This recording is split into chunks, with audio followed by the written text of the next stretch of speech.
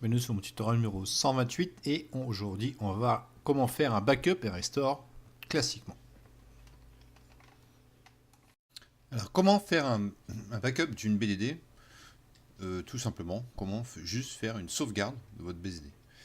Alors la sauvegarde du BDD se fait à la commande avec l'aide de la commande backup. Backup comme backup database, backup moi ma base, sauvegarde donc moi cette base sur le disque avec ce nom de fichier, .back. .back est complètement facultatif, on peut mettre ce qu'on veut, on peut mettre .toto, .titi, pour ce qu'on veut. D'accord. Donc il faut bien mettre le tout disque, dire où tu veux backuper cette sauvegarde, cette base de données. Comment la restaurer? La restauration se fait à l'aide de la commande restore. Donc on restaure moi la database que j'ai backupée à partir du disque ou et backuper cette base de données. À l'emplacement, où est cette base de données. D'accord. Alors on va voir tout ça en démo, comment créer un backup et faire une restore classique. Donc on va créer une base de données qui s'appelle sauvegarde. On va créer, on va l'utiliser. On va créer une table très simple. Table test, on insère une valeur. Que donne le select? C'est du classique. C'est ce qu'on va sauvegarder, cette fameuse valeur 1 qui est critique. On va faire un backup full. Alors on peut la backuper via SSMS. Donc c'est ici. On fait tâche, sauvegarder. Et là on lui spécifie le chemin où on peut sauvegarder cette base de données. Donc on a la base de données, on a le type de sauvegarde, différents sièges, en transaction. On va en parler après de ça. On peut faire une copie aussi, il y a des options de support, on va en parler aussi après, plus loin dans ce cours.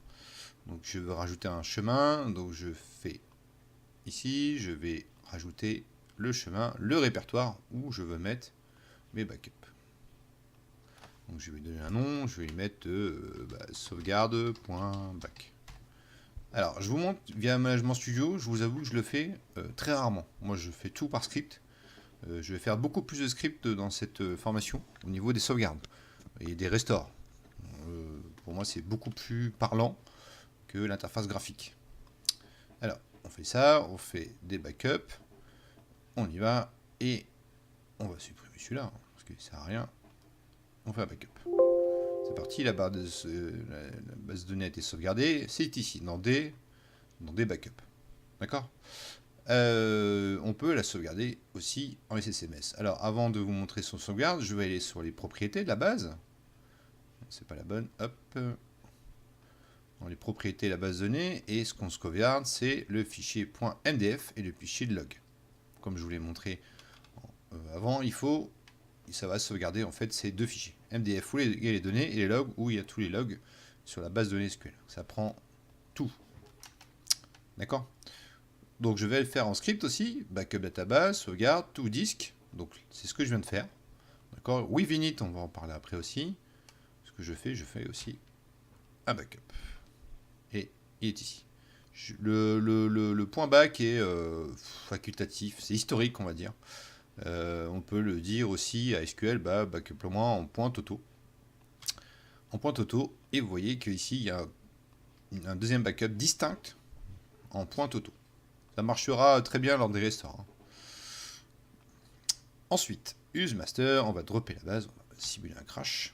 La base de données n'existe plus. On va la restaurer. La restore via SSMS, c'est la même chose. Hein, c'est ici. C'est restaurer base de données. C'est la même chose que le backup. On va restaurer via script. Donc on va faire un restore database from disk où est sauvegardé mon backup. Donc ici on voit qu'il n'y a plus la base. Hein. Donc on va restaurer la base. Donc c'est pas le bon chemin. On va lui mettre le D. C'est plus sympa pour lui. Donc on voit le nombre de pages traitées. Ça aussi on en parlera plus tard. Et on voit que la base de données est ici. Avec la table. Test qu'on a créé avant. On peut utiliser aussi le point toto qu'on a utilisé lors du backup. C'est la même chose. Et là, je fais le debackup. Il n'aime pas. Et là, il faut faire un with replace. Je vais vous l'expliquer aussi après. With replace, ça va remplacer la base de données existante. Hop. Et on voit que la base de données est bien restaurée avec le point Toto. C'était juste pour vous différencier le point back et le point Toto. D'accord?